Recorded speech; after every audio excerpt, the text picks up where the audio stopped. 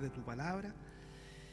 Y Señor, bueno, como siempre queremos pedirte perdón por nuestras faltas y rogarte, Padre, que tú abras nuestro entendimiento y que podamos sacar todo el provecho posible, Señor, de estos estudios, Padre, para entender de una mejor manera nuestro Nuevo Testamento también.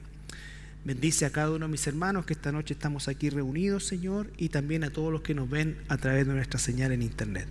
En el nombre de Jesús, amén.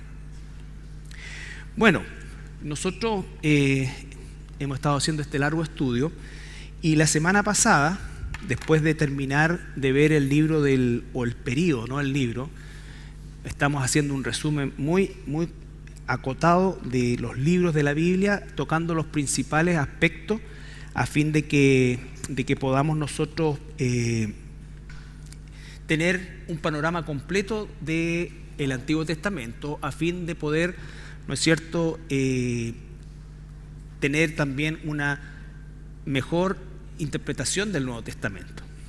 Y entre el final del libro de los Jueces, que recordamos nosotros que es un periodo sumamente terrible en la vida de la nación de Israel, ¿no es cierto? Israel, todo lo que ya vimos, la salida de Egipto, los años en el desierto, la conquista de Canaán, ¿no es cierto? Una conquista que fue muy sangrienta, llevada adelante principalmente por Josué, pero al final de unos 10 años más o menos se distribuyen finalmente los territorios, las tribus se instalan, muere Josué y ocurre un vacío de liderazgo que va a dar origen al periodo de los llamados jueces o los shoftim, que en el fondo eran caudillos que Dios levantaba cada cierto tiempo para liberar a los israelitas de manos principalmente de los cananeos y los filisteos. Entonces, ese ciclo vicioso, por así decirlo, se prolongó por cerca de 4 siglos. Y el último de los jueces es el profeta Samuel, quien ofició como juez, sacerdote y profeta.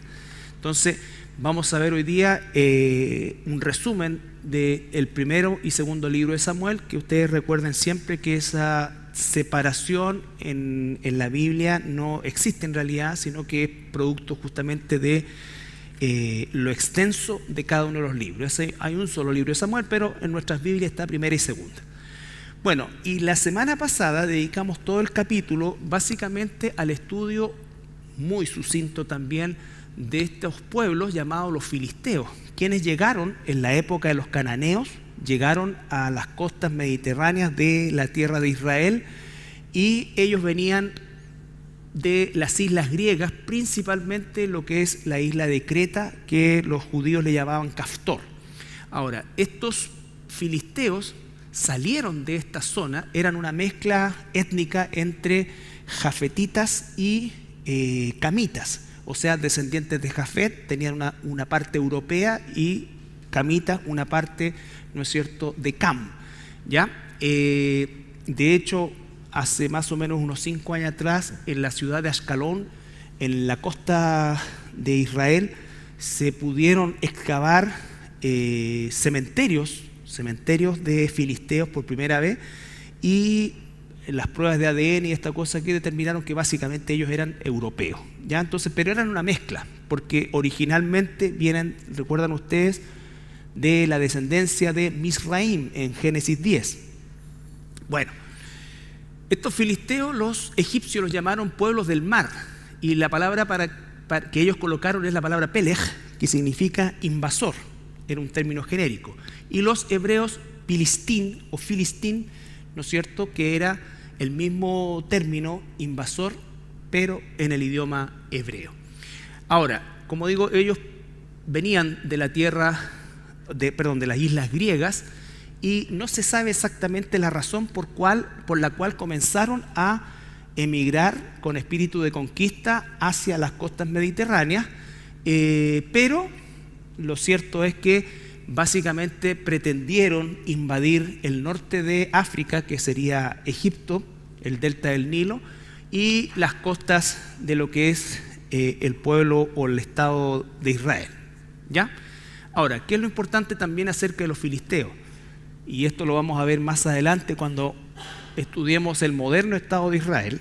Actualmente existe o en alguna oportunidad, hoy día ya con mucha menos vehemencia, los palestinos aducían ser descendientes de los filisteos, cosa que es absolutamente falsa, por el simple hecho de que los palestinos, los que hoy día habitan el territorio de Israel, que se les llama palestino, son descendientes de Sem, son semitas, son árabes, ya no tienen ninguna conexión étnica, y además estos Filistim o Peleg eran justamente invasores, entonces ellos estarían asumiendo su rol de invasor del territorio de Israel. Momento, vamos al tiro.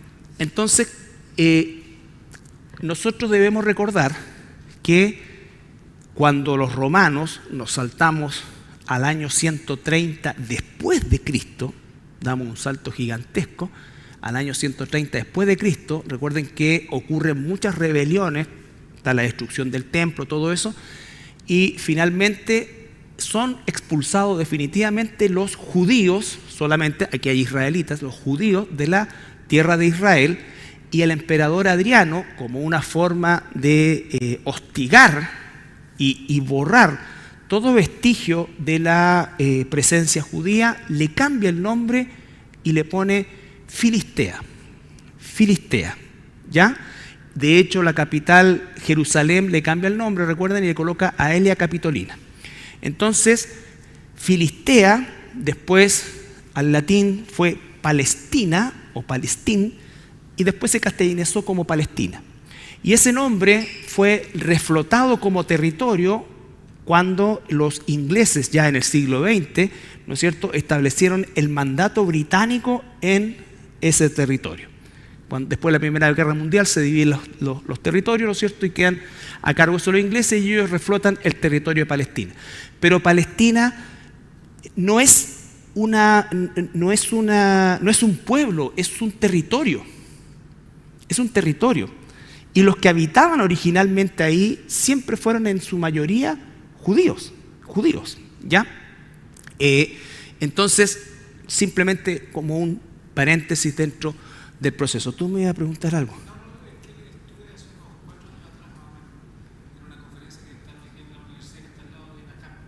Sí.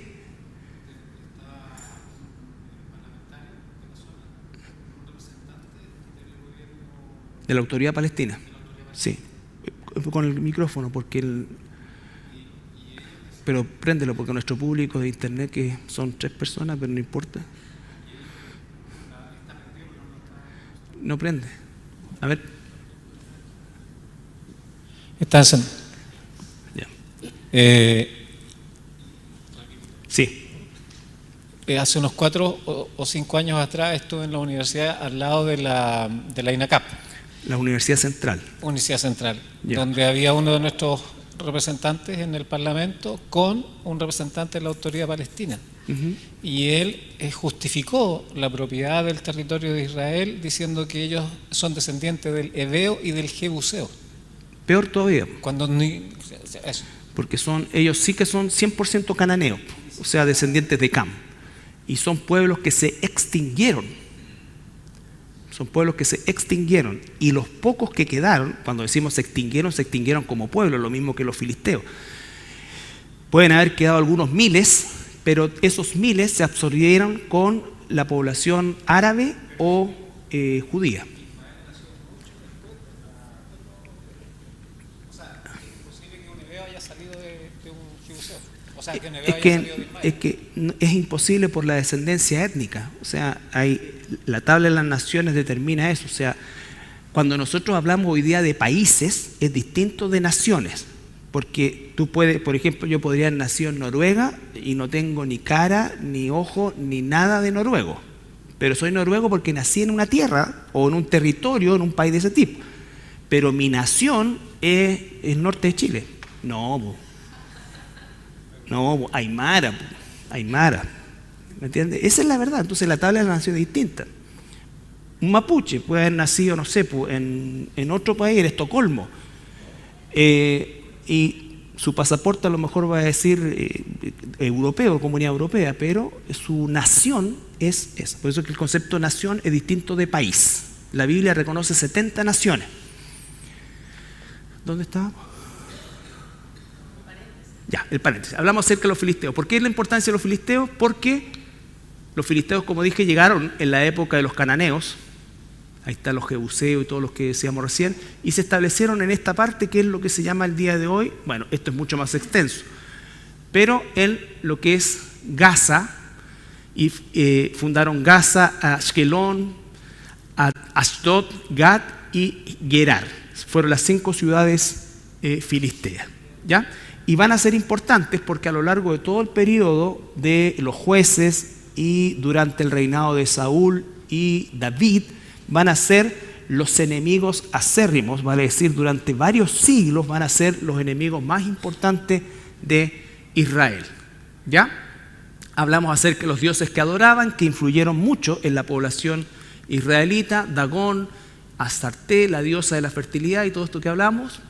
Y, por supuesto, los filisteos, como digo, tuvieron su mayor periodo bélico durante el tiempo de los jueces. Recuerden que Salomón destruye un templo filisteo donde mueren cerca, entre comillas, cerca de 7.000 personas, calculando lo que estaban arriba y abajo. Y ese es el final de la vida de Salomón. Y después se extiende la lucha contra los filisteos tanto por el rey Saúl como por el rey David. Pero a finales del reinado de David se pierde la pista de los filisteos, se pierde ya como pueblo propiamente tal, y como digo, los pocos que quedaron se mezclaron con la población local, a ese entonces ya las tribus de Israel. Como pasó con varias civilizaciones. Recuerden que veíamos también a Urías elitita que peleaba en el ejército de David, ¿ya? Bueno, entonces lo que vamos a ver hoy rápidamente, la primera parte o una primera parte de lo que es el resumen del primer y segundo libro de Samuel. Y como dice ahí, Samuel, uno que viene de Dios, prometido de Dios, es sin duda alguna uno de los mayores líderes y personajes importantes del Antiguo Testamento. Él va a ser el último juez de Israel, pero también va a ser el profeta y el sacerdote, es decir, va a dirigir la parte civil, la parte religiosa, ¿no es cierto? Y también hablar de parte de Dios, ¿ya? Va a ser el que va a hacer el sacrificio, va a ser la voz de Dios y va a ser también aquel que va a administrar justicia. Hasta aquí nosotros tenemos un gobierno teocrático, vale decir, es Dios quien a través de un profeta está ejerciendo su gobierno, porque el profeta viene y dice: así dice Jehová, vayan para allá, vayan para acá o hagan acá, ¿ya? El profeta Samuel, ¿recuerdan cómo se llamaba el esposo de Ana? Elcana, ¿no es cierto? Elcana. Elcana, bueno, acá vemos nosotros la influencia que tuvo ya, o que tenía, la combinación o el contacto que tuvieron los israelitas con los pueblos tanto cananeos como filisteos que practicaban la poligamia. Elcana tenía 2 esposas, cosa que va totalmente en contra de la ley de Dios, pero ya está, ¿me entiendes? Ya está. Y una se llamaba Ana y la otra se llamaba Penina, ¿no es cierto?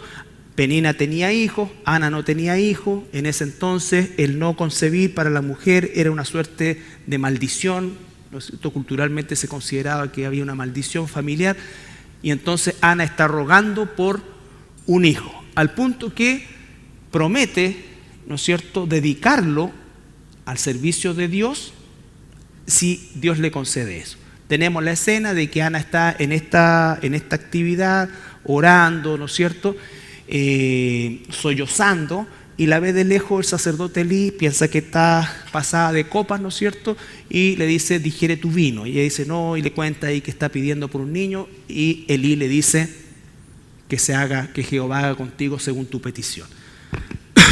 Bueno, en 1 Samuel ya lo lleva al templo, al tabernáculo, que estaba, ¿en qué ciudad estaba a esta altura el tabernáculo? ¿En qué ciudad estaba? Silo, muy bien, en Silo, ¿no es cierto? Entonces, ahí estaba el tabernáculo, no tenemos templo. Recuerda que la capital de Israel y el tabernáculo estuvo cerca de 360 o 360 o 350 años en esa zona. Y la historia toma aquí la época final, que es cuando está el sacerdote Elí. Entonces tenemos que Ana va a cumplir su promesa y lleva a Samuel. 1 Samuel capítulo 2, versículo 18. Primero.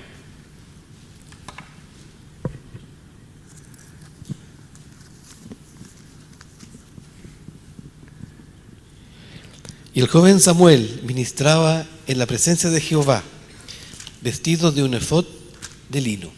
Ya. Cuando Ana lleva a Samuel al tabernáculo, no lo lleva a guagüita. Recuerden que esperó el periodo del destete, que se llama, por lo tanto lo llevó cerca de los 2 años y medio, 3 años, más o menos. ¿Ya? Sí, ya caminaba, ya no llevó una guagua, así lo entrega ahí. Y la mamá lo veía una vez al año cada vez que subían al tabernáculo para las fiestas de peregrinaje.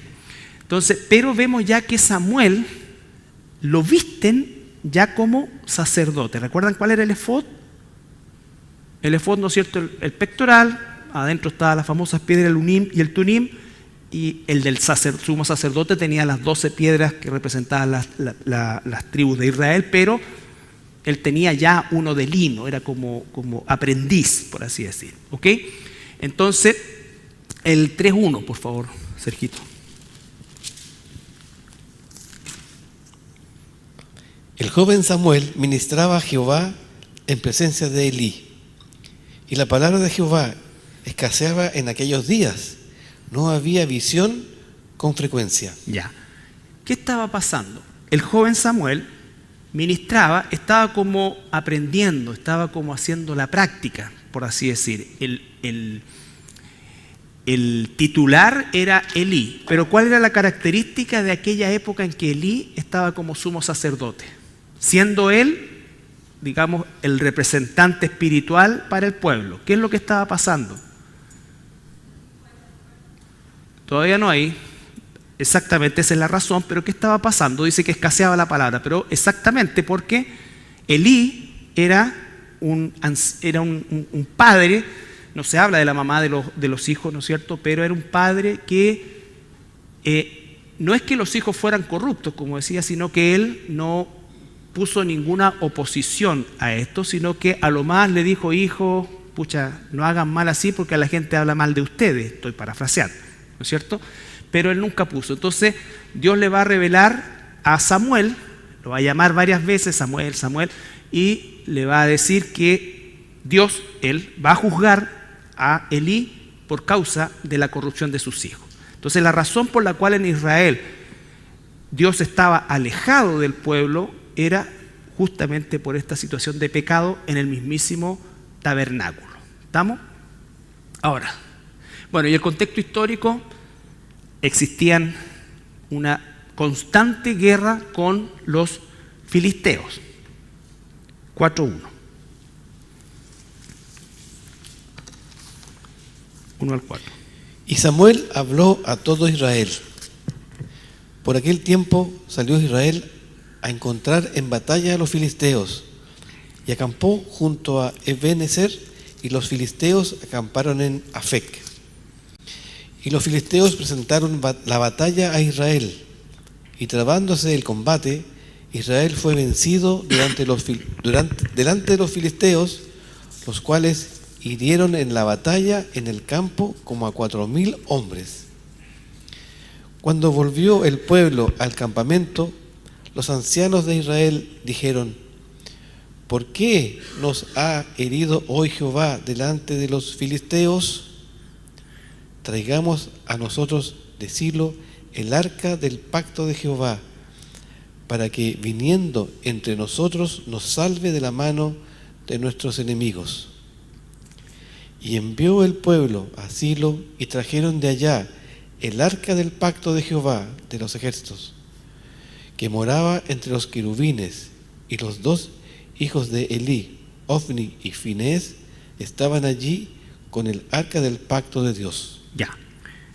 Vayan ahí mismo al capítulo 3, versículo 14. Perdón, 13, 14.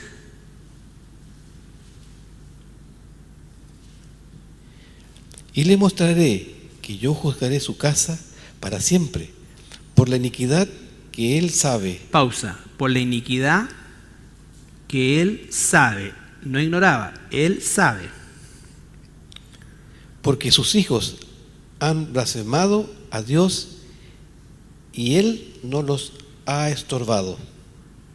Por tanto, yo he jurado a la casa de Elí que la iniquidad de la casa de Elí no será expiada jamás, ni con sacrificios ni con ofrendas. O sea, no había forma de que Dios perdonara ese pecado. Los iba a castigar sí o sí. Entonces, esos eran los hijos de Elí, ¿no es cierto? Ahora bien, volvamos al 4, versículo 4. ¿Dónde estaban estos muchachines? ¿A cargo de qué estaban? Del arca, ¿no es cierto? Imagínate, corruptos, toda la cuestión, y estaban a cargo del arca. Entonces, ¿por qué no había revelación de Dios? ¿Por qué Dios estaba lejos de Israel? Porque lo que estaban haciendo era una práctica netamente religiosa. ¿Qué es lo que dicen acá? Estamos perdiendo las batallas contra los filisteos. O sea, no solamente había un abandono desde el punto de vista espiritual, sino que además había un abandono desde el punto de vista de la cobertura y la protección de Israel, porque todas las batallas de Israel a lo largo de toda su historia, incluida la conquista de Canaán, nunca, jamás dependieron ni de la fortaleza del ejército egipcio, ¿no es cierto?, ni de la fortaleza del ejército enemigo, nunca. Las victorias y derrotas de Israel estaban marcadas por la obediencia o desobediencia a la voluntad de Dios. Y eso es lo que pasa en nuestras vidas. Nosotros tenemos que entender que la obediencia es lo que marca el hecho de que podamos tener o no victoria contra el pecado. Esa es la situación. Por eso es que creyeron esta gente que ya estaba lejos de Dios también. Ellos dijeron, saquemos el arca.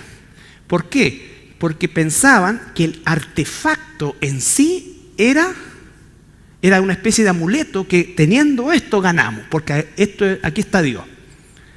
No, ese era solamente un objeto, era un artefacto que simbolizaba algo. Y entonces lo sacaron y fueron a la guerra y perdieron. Y los filisteos capturaron el arca. ¿Ya? Primera Samuel, perdón. ¿Qué es lo que sucede después? Vamos a resumir aquí. Y ahí mismo el capítulo 5. Capítulo 5. Perdón. Capítulo 4. El versículo del 10 al 20. Pelearon pues los filisteos e Israel fue vencido y huyeron cada cual a sus tiendas. Y fue hecha muy grande mortandad, pues cayeron de Israel 30,000 hombres de a pie. Y el arca de Dios fue tomada y muertos los 2 hijos de Elí, Ofní y Finés. Y corriendo de la batalla, un hombre de Benjamín llegó el mismo día a Silo, rotos sus vestidos y tierra sobre su cabeza. Y cuando llegó, he aquí que Elí estaba sentado en una silla vigilando junto al camino, porque su corazón estaba temblando por causa del arca de Dios. Él no estaba temblando por su hijo, estaba temblando por el arca. Llegado pues aquel hombre a la ciudad y dadas las nuevas, toda la ciudad gritó. Cuando Elí oyó el estruendo de la gritería, dijo: ¿qué estruendo de alboroto es este? Y aquel hombre vino aprisa y dio las nuevas a Elí. Era ya Elí de edad de 98 años y sus ojos estaban oscurecidos de modo que no podía ver. Dijo pues aquel hombre a Elí: yo vengo de la batalla, he escapado hoy del combate. Y Elí dijo, ¿qué ha acontecido, hijo mío? Y el mensajero respondió diciendo, Israel huyó delante de los filisteos, y también fue hecha gran mortandad en el pueblo, y también tus 2 hijos, Ofní y Finés, fueron muertos, y el arca de Dios ha sido tomada. Y aconteció que cuando él hizo mención del arca de Dios, Elí cayó hacia atrás de la silla al lado de la puerta, y se desnucó y murió, porque era hombre viejo y pesado, y había juzgado a Israel 40 años. Y su nuera, la mujer de Finés, que estaba encinta, cercana al alumbramiento, oyendo el rumor que el arca de Dios había sido tomada y muertos su suegro y su marido, se inclinó y dio a luz, porque le sobrevinieron sus dolores de repente. Y al tiempo que moría, le decían las que estaban junto a ella, no tengas temor, porque has dado a luz un hijo. Mas ella no respondió ni se dio por entendida. Los 21-22, por favor. Y llamó al niño Icabod, diciendo, traspasada es la gloria de Israel por haber sido tomada el arca de Dios y por la muerte de su suegro y de su marido. Dijo pues, traspasada es la gloria de Israel porque ha sido tomada el arca de Dios. Ya. Entonces, aquí tenemos el juicio de Dios sobre la casa de Elí por causa de la permisividad de Elí y del pecado de sus hijos, ¿ya? Y bueno, pasa toda esta desgracia, el arca es tomada, hay una mortandad gigantesca, más de 30.000 hombres de a pie, lo que supone también algunos quizás en caballo o algún carro, y finalmente el arca es tomada, Israel es derrotado. Muere Elí, mueren sus hijos, nace este niño que lleva por nombre Icabod, ¿no es cierto? Y se termina el ciclo de Elí. Ahora, va a pasar, saltamos un par de capítulos ahí, recuerdan ustedes los filisteos, después no hayan que hacer con el arca, porque se la meten adentro del templo de Dagón, se cae la estatua, todo, después le empiezan a salir tumores, entonces dijeron ya saquemos el arca acá y se la llevaron a otra ciudad, los de la ciudad decían no traigan esta cuestión para acá, y así sucesivamente se fueron chuteando el arca, por decirlo de alguna manera, en todas las ciudades, y finalmente lo que hacen es, por dirección de Dios a través de un profeta, ¿no es cierto?, la devuelven en un carro, ¿no es cierto?, y con tumores de oro que representan. Entonces, toda una cosa que es media extraña, ¿no es cierto?, pero es como una cosa restitutiva. La cosa es que el arca vuelve a Israel, pero no vuelve al templo, vuelve a la casa de un par de personas más, y así sucesivamente pasa esto. Hasta que el arca, el que la va a devolver finalmente, o mejor dicho, el que la va a llevar a Jerusalén, va a ser David mucho tiempo después. Pero el punto es el siguiente, nosotros ya estamos en que Samuel va a asumir directamente como juez de Israel, y la historia de Samuel no va a ser distinta en cuanto a sus hijos que la que vivió Elí. ¿Ya? Los hijos de Samuel tampoco van a hacer lo recto ante los ojos de Dios, y vamos a ver 1 Samuel capítulo 8. Vamos a ir del versículo 1 al 5. Aconteció que habiendo Samuel envejecido, puso a sus hijos por jueces sobre Israel. Y el nombre de su hijo primogénito fue Joel, y el nombre del segundo Abías, y eran jueces en Beerseba. Pero no anduvieron los hijos por los caminos de su padre, antes se volvieron tras la avaricia, dejándose sobornar y pervirtiendo el derecho. Ya, ¿no es cierto? Entonces, todos los ancianos de Israel se juntaron y vinieron a Ramá para ver a Samuel. Y le dijeron: he aquí, tú has envejecido, y tus hijos no andan en tus caminos. Por tanto, constitúyenos ahora un rey que nos juzgue, como tienen todas las naciones. Ya. Entonces, aquí vamos a tener el fin del periodo de los jueces y va a dar inicio al periodo de la monarquía. ¿Cómo se origina el periodo de la monarquía? Se origina justamente por la corrupción que existe en la dirección, en este caso, de los hijos de Samuel. Así como los hijos de Elí fueron corruptos, los hijos de Samuel también fueron corruptos. Por lo tanto, Elí no pudo tener continuidad en el tabernáculo y Samuel no va a tener continuidad en el gobierno teocrático, ¿ya? Sino que definitivamente sus hijos van a corromper el gobierno, y el pueblo, cuando dice los ancianos, recuerden, ya están las 12 tribus repartidas, van a ir a Ramá, porque en ese tiempo Jerusalén no era la capital y Silo la habían destruido. Entonces van a Ramá, donde está Samuel, y le dicen: queremos un rey. Todos los representantes de cada tribu, todos los ancianos de cada tribu van y le dicen: queremos un rey. ¿Ya? ¿Cómo? Tienen todas las naciones.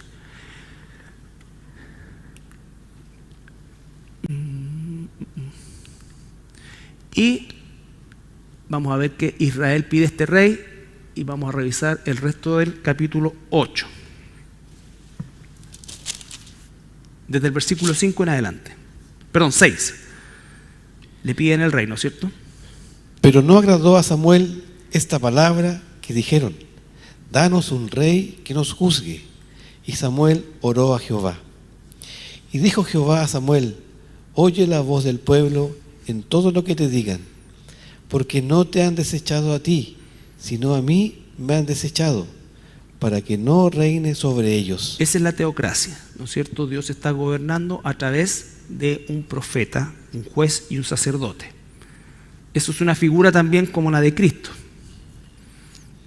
Conforme a todas las obras que han hecho desde el día que los saqué de Egipto hasta hoy, dejándome a mí y sirviendo a dioses ajenos, así hacen también contigo. Ahora pues, oye su voz, mas protesta solemnemente contra ellos, y muéstrale cómo les tratará el rey que reinará sobre ellos. Y refirió Samuel todas las palabras de Jehová al pueblo que le había pedido rey. Dijo pues: así hará el rey que reinará sobre vosotros. Tomará a vuestros hijos, los pondrá en sus carros y en su gente de a caballo, para que corran delante de su carro, y nombrará para sí jefes de miles y jefes de cincuentenas. Los pondrá a sí mismo a que aren sus campos y sieguen sus mieses, y que hagan sus armas de guerra y los pertrechos de sus carros. Tomará también a vuestras hijas para que sean perfumadoras, cocineras y amasadoras. Asimismo, tomará lo mejor de vuestras tierras, de vuestras viñas, de vuestros olivares, y los dará a sus siervos. Diezmará vuestro grano y vuestras viñas para dar a sus oficiales y a sus siervos. Tomará vuestros siervos y vuestras siervas, vuestros mejores jóvenes y vuestros asnos, y con ellos hará sus obras. Diezmará también vuestros rebaños, y seréis sus siervos. Y clamaréis aquel día a causa de vuestro rey que os habréis elegido, mas Jehová no os responderá en aquel día. Pero el pueblo no quiso oír la voz de Samuel. Pausa. Ahí lee la cartilla de lo que les va a pasar bajo una monarquía, cosa que vivieron con creces, y en su mayor índice de sacrificio fue durante el reinado de Salomón.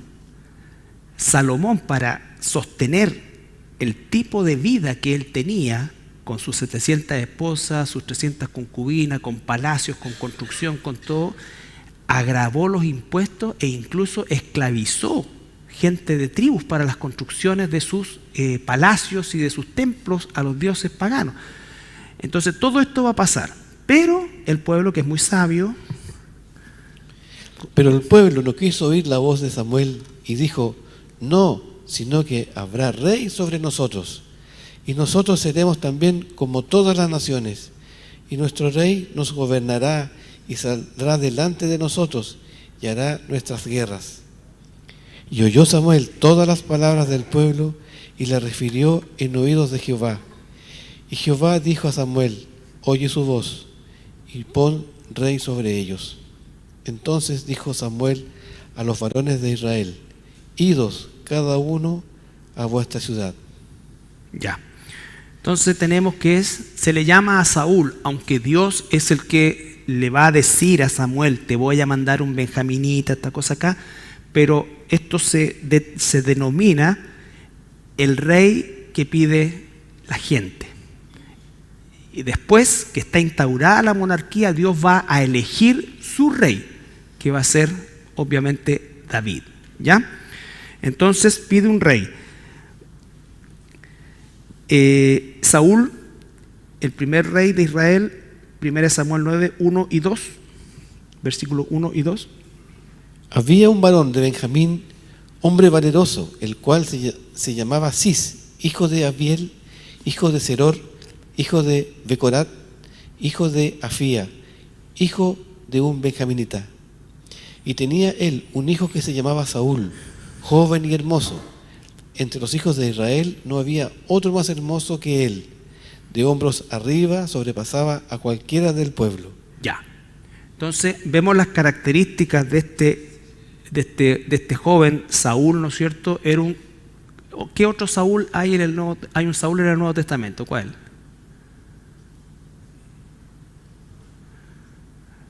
Pablo, ¿no es cierto? Saulo. Saulo en latín, pero es Saúl en hebreo, Shaul. ¿Ah? Pablo, no, pues Pablo era...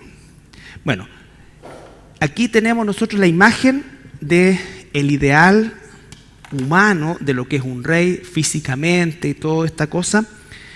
¿Y cuál es la primera falla en la monarquía iniciarla con Saúl? En el versículo 1 está el primer error, la primera equivocación. Exacto, muy bien. Era de la tribu de Benjamín. Y recuerden que siglos de siglos atrás, cuando Jacob profetiza sobre sus hijos, dice: Judá, de ti no se romperá nunca el cetro, y de ahí da el linaje real de Israel. Entonces, este viene de la tribu de Benjamín, ¿no es cierto? Bueno, Saúl va a recibir el Espíritu de Dios cuando lo unge Samuel, a través de esta cuestión que se le pierden los burros y después los burros los encuentra, y toda la historia que ustedes tienen que leer. ¿Ya? Estamos haciendo un resumen de las cosas más importantes. Capítulo 10 de 1 Samuel, capítulo 10, versículos 1 y 2. Tomando entonces Samuel una redoma de aceite, la derramó sobre su cabeza y lo besó, y le dijo: ¿no te ha ungido Jehová por príncipe sobre su pueblo Israel? Hoy, después que te hayas apartado de mí, hallarás 2 hombres junto al sepulcro de Raquel, en el territorio de Benjamín, en Selsa, los cuales te dirán: las asnas que habías ido a buscar se han hallado. Tu padre ha dejado ya de inquietarse por las asnas y está afligido por vosotros, diciendo: ¿qué haré acerca de mi hijo? Ya, salta al 11 y 9 al 11. Aconteció luego que al volver él la espada para apartarse de Samuel, le mudó Dios su corazón, y todas estas señales acontecieron en aquel día. Y cuando llegaron allá al collado, he aquí la compañía de los profetas que venía a encontrarse con él, y el Espíritu de Dios vino sobre él con poder, y profetizó entre ellos. Y aconteció que cuando todos los que le conocían antes vieron que profetizaba con los profetas, el pueblo decía el uno al otro: ¿qué le ha sucedido al hijo de Cis? ¿Saúl también entre los profetas? Ya. Y cesó de profetizar y llegó a un lugar alto. O sea, fue una señal de que había recibido la unción de Dios. Cuando dice profetizar, no significa que está hablando algún tipo de incoherencia. Profetizar es predicar. En ese entonces, los profetas en general, porque Samuel era el profeta, pero habían muchos más profetas, y la labor principal de un profeta era enseñar y proclamar la palabra de Dios, que a este tiempo era toda la ley, los 5 primeros libros del Antiguo Testamento, o sea, la Torá. Esa es la ley. Entonces los profetas están hablando eso. Y en un momento determinado, Saúl comienza también a hablar palabra de Dios. Y por eso es que dicen también entre los profetas. ¿Ya? No estaba actuando como vidente. Samuel, en algunas oportunidades, actuó también como vidente, es decir, que veía situaciones que ocurrirían en el futuro. ¿Ya? Pero recuerden que él es el profeta, no era el único, pero era el profeta que hablaba directamente con Dios. ¿Ya? Y Dios le daba palabra a él. Pero a partir de este momento, ¿no es cierto?, va a terminarse esa teocracia y va a haber una separación, como quien dice, de poderes. Va a estar la monarquía y los profetas. Y así David va a tener un profeta, o va a estar con algunos profetas, y todos los reyes van a tener un profeta, algunos verdaderos y otros falsos, pero van a estar en esa condición. En cambio, en Samuel convergían todos los poderes, por así decirlo: profeta, vidente, juez y sacerdote. Ahora se va a separar eso. ¿Ya? Entonces tenemos a Saúl ya ungido. Saúl va a tener una vida bastante sencilla en términos materiales. Saúl va a pasar Saúl reinó 20 años y gran parte de ese tiempo va a pasar en campañas de guerra y va a estar en el fondo viviendo en tiendas, ¿ya? Ahora, en Israel, en el Israel actual, en el moderno Estado de Israel, ya hace un buen tiempo hay un movimiento de gente que es religiosa pero laica. Por ejemplo, cuando usted ve a un judío que anda vestido normal pero tiene la kipá, ese es un laico. Bueno, estos movimientos laicos de alguna manera han presionado al Estado de Israel para que haya un reconocimiento de Saúl por sobre David. ¿Por qué? Porque van a considerar a Saúl un rey bueno. Y si nosotros lo leemos en términos humanos, Saúl prácticamente, aparte de haber, estoy hablando en términos humanos, aparte de haber hecho el sacrificio antes que llegara Samuel y haberle perdonado la vida al rey de Amalek y toda esta cosa, en general fue parejito. Y tienen mucha rabia contra David porque David fue un personaje que humanamente es muy controvertido. Muy controvertido. ¿Recuerdan? David vivió en intrigas y una serie de cosas. El amalecita que le lleva la corona después que murió Saúl, lo mata. Cuando sube al poder, mata a todos los familiares de la casa de Saúl y deja solamente vivo a uno que era, era inválido, llamado Mefiboset. ¿Y por qué lo deja vivo? Porque ningún personaje que tuviera un defecto físico iba a reinar. Entonces lo deja vivo porque no le representaba ningún peligro. Entonces, la vida de David, de hecho David, cuando escapa de Saúl y todo esto, se junta con se le llama a los valientes en la Biblia de David, pero la verdad es que la gran mayoría eran delincuentes y gente que vivía fuera de la ley. ¿Y cómo se sostenía David? ¿Cómo se sostenía David en ese tiempo? Por extorsión. Él decía: vamos a proteger a este grupo de personas que están esquilando ovejas, todo, y después, ¿saben qué? Vayan al dueño de esto y díganle que los estuvimos cuidando y que nos paguen. Aparte de eso, ¿recuerdan ustedes? Nabat llega para allá los emisarios de David, llegan y le dicen a Nabal: oye, Nabal, nosotros cuidamos tus rebaños, ustedes mientras todo. Y Nabal dice: a mí, ¿qué? ¿Ustedes quiénes son? Y llegan con eso acá y David dice: bueno, aquí vamos a dejarla grande, ¿cierto? ¿Y quién sale?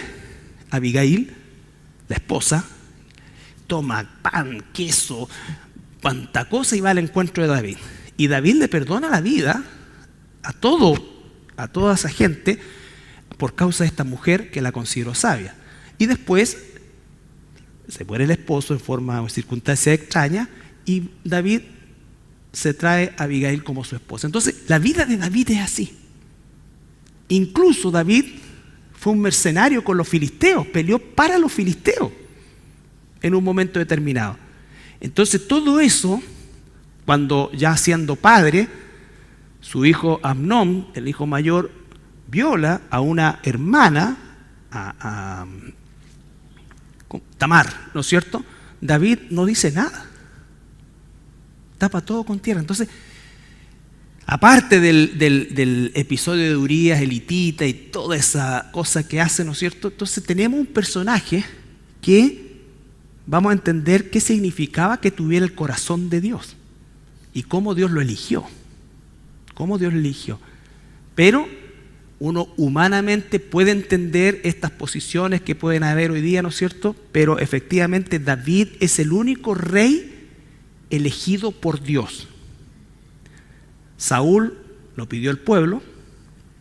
Salomón, ya de David en adelante, empieza la sucesión como en todas las monarquías: el hijo, el hijo, el hijo. Pero el único que Dios elige es David, ¿ya? Bueno, Saúl desobedece a Dios y es desechado. Sabemos la historia. Hay que leer el primero y segundo libro de Samuel. Entonces, sabemos la historia. Leamos solamente el 1 Samuel 15, 1 al 3.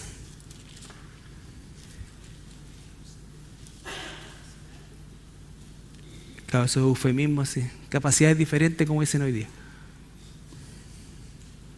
Pero Mefiboset era sano, lo que pasa es que se le cayó a la niñera cuando iba arrancando, justamente de los ejércitos de David que estaban matando todo lo que fuera o tuviera.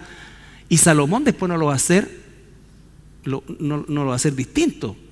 Salomón manda a matar a los generales de su padre.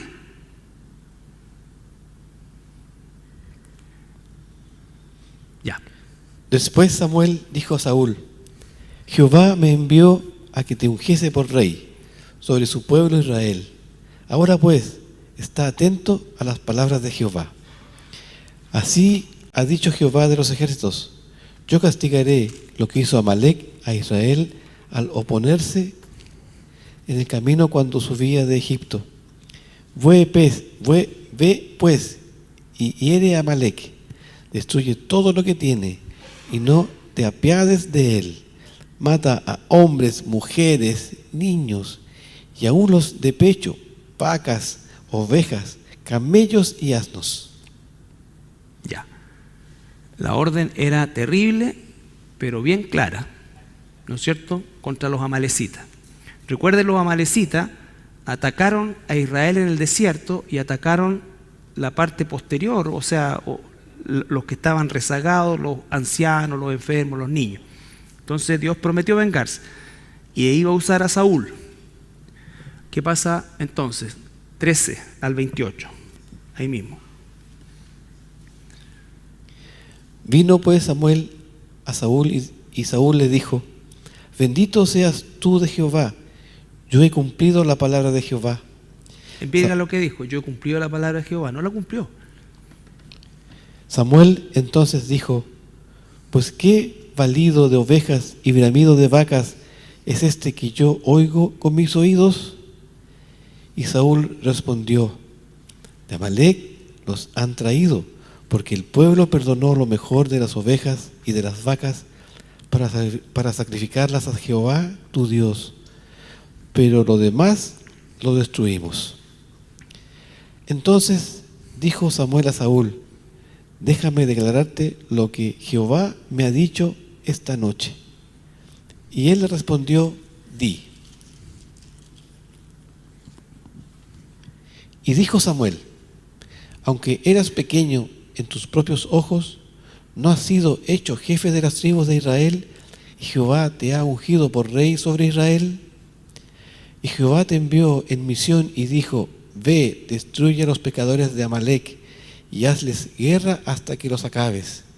¿Por qué, pues, no has oído la voz de Jehová, sino que vuelto al botín has hecho lo malo ante los ojos de Jehová? Y Saúl respondió a Samuel: antes bien, he obedecido la voz de Jehová y fui a la misión que Jehová me envió, y he traído a Agag, rey de Amalec, y he destruido a los amalecitas. Mas el pueblo tomó el botín, ovejas y vacas, las primicias del anatema, para ofrecer sacrificios a Jehová, tu Dios, en Gilgal. ¿Qué significa anatema? Maldito, ¿no es cierto? O sea, tomó de lo maldito. Lo maldito hay que destruirlo, no hay que tomarlo.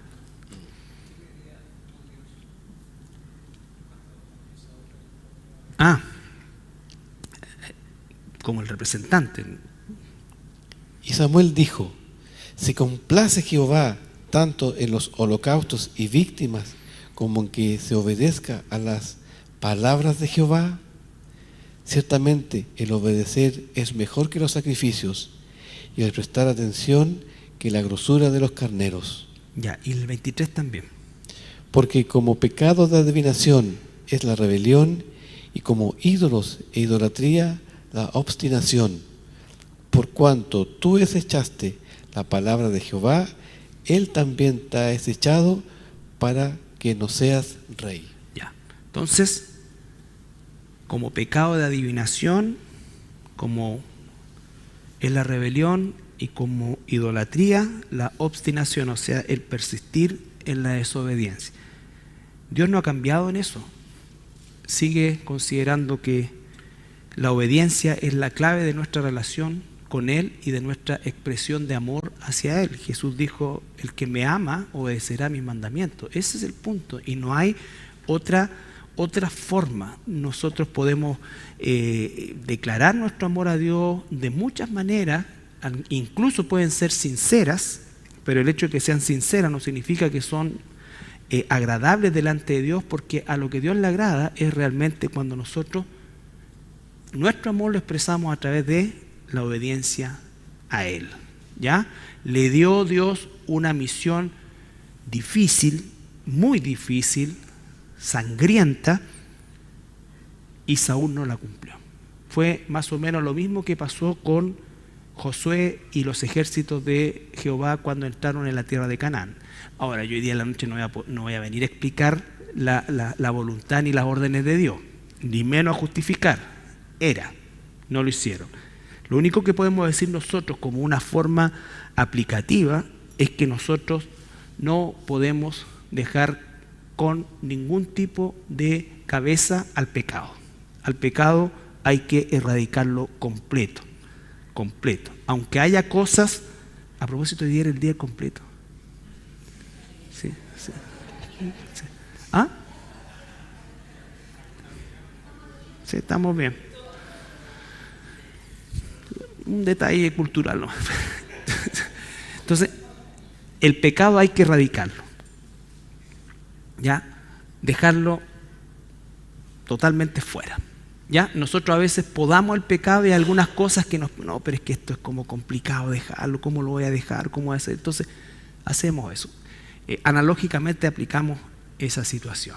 Bueno, finalmente Dios abandona a Saúl y Saúl cae, ¿no es cierto?, en un problema. Dice que habían espíritus demoníacos que venían y lo oprimían, y en ese intertanto consiguen a David, y David va y le toca el arpa. ¿Ya? Entonces Saúl va a empezar a relacionarse con David desde incluso antes de que comenzara a perseguirlo. Consecuencia, Samuel unge a David ya como rey.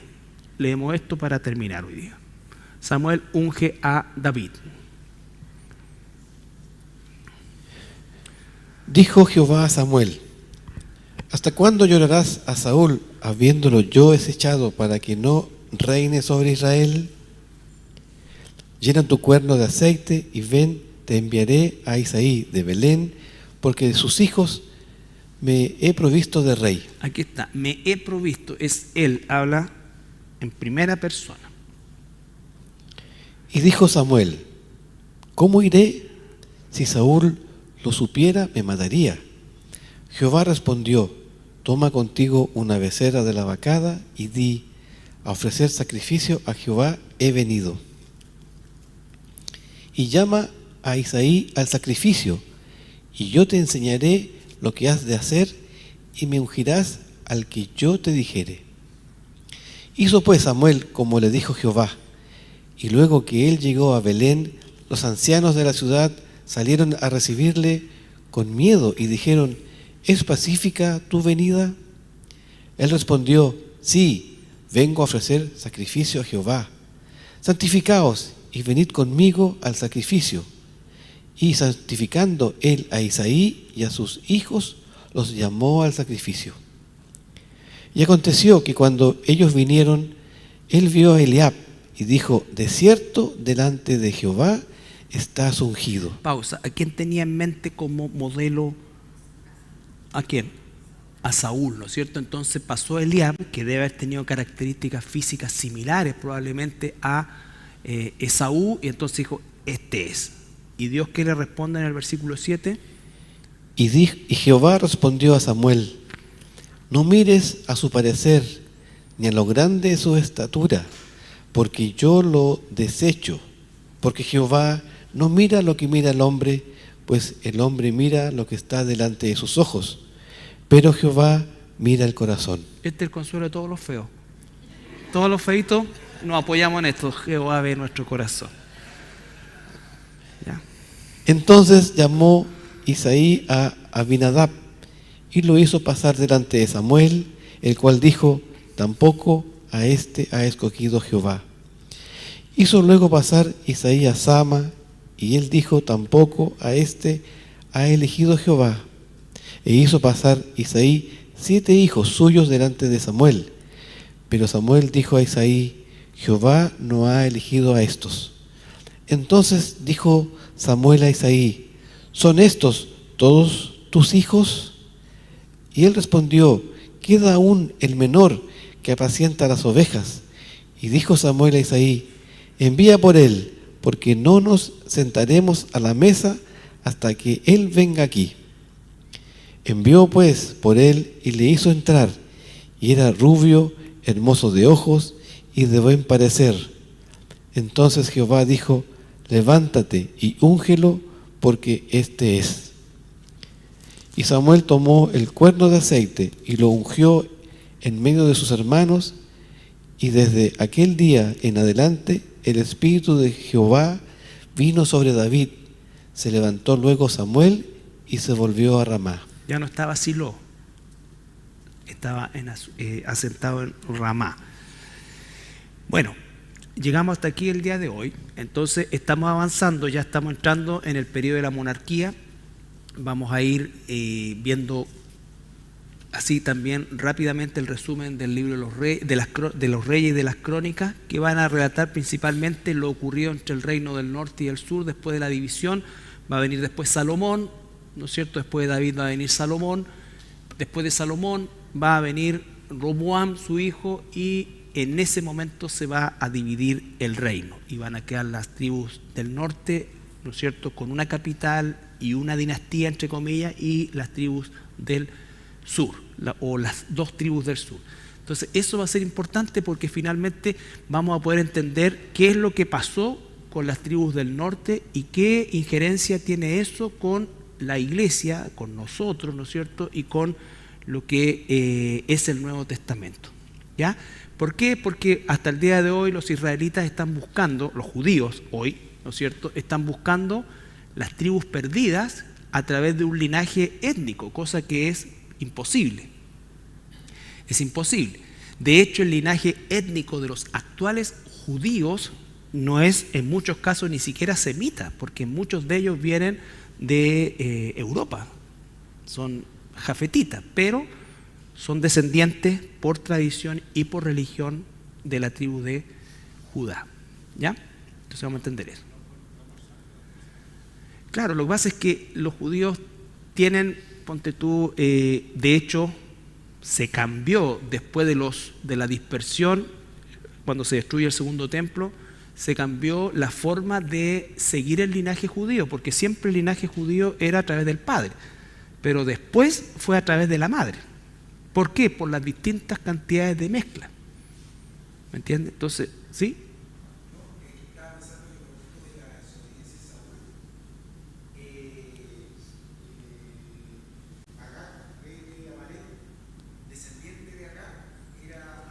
Amán.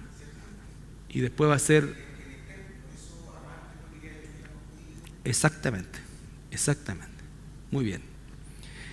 Eso. ¿Alguna pregunta? Hay que leer los libros y a medida que los vamos leyendo vamos entendiendo. Pero les digo, o sea, todo esto es súper denso. Al que no le gusta la historia es denso. Después cuando lleguemos a las guerras va a ser igual denso, pero es importante que lo sepamos. Cómo los asirios, los reyes asirios, ¿no es cierto?, se llevan a los israelitas del norte y todo, y son nombres que no necesitamos memorizarlo, pero sí por lo menos saber. Tiglat-Pileser III, Salmanasar.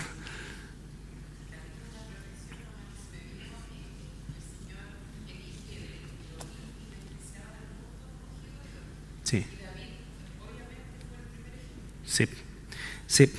De lo vil y despreciado del mundo elige Dios. Sí. Él era despreciado por su familia, porque nos damos cuenta que en ningún momento se le alumbró la ampolleta al papá, sino que el profeta le tuvo que decir, bueno, ¿no tienes ningún otro hijo? Ah.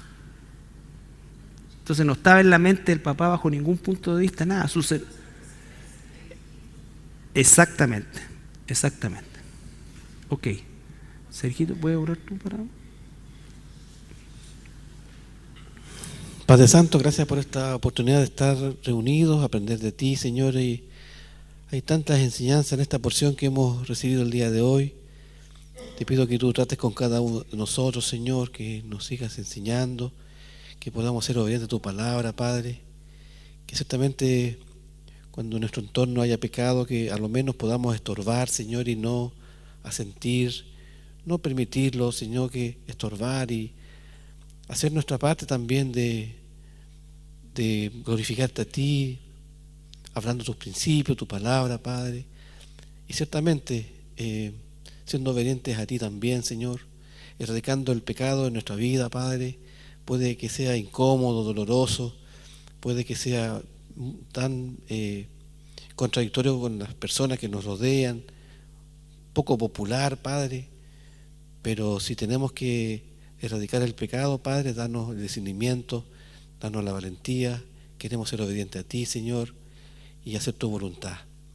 Aunque sea difícil, Padre, aunque sea dificultoso para nuestro entorno, permite que lo podamos hacer conforme a tu voluntad, en amor a ti, en obediencia, y que eso se refleje, Padre, haciendo cosas concretas, Padre, desechando, sacando de nuestras vidas, Padre, todos esos estímulos, todas esas cosas que nos llevan a pecar, y que podamos vivir en santidad, que podamos darte gloria y honor a ti, Señor Jesús, que podamos tener una mente llena de ti, Señor, que nuestros ojos también puedan estar en santidad, que nuestros labios, nuestra boca, nuestro hablar sea, Señor, en santidad también, Padre, que, Señor, que podamos ser valientes, Señor, y no acomodarnos al pecado, sino vivir en santidad, viviendo sobrenaturalmente, viviendo a la imagen de Cristo, Padre. Padre Santo, trata con cada uno de nosotros, nuestra mente, nuestro corazón, que podamos hacer ese examen también, y que ciertamente al salir de esta reunión, Señor, salgamos con el fiel compromiso de hacer tu voluntad, de ser obediente y de vivir en santidad. Padre Santo, obra por medio de tu Espíritu Santo. Gracias por todo esto que hemos aprendido de hoy, y te pedimos todo esto. No se enoje, mi Señor, cuando hemos pecado, cuando hemos sido débiles, Señor, y te pedimos, Padre, que tengamos un arrepentimiento sincero, Señor, y que podamos dar frutos para tu gloria. En el nombre de Jesús. Amén.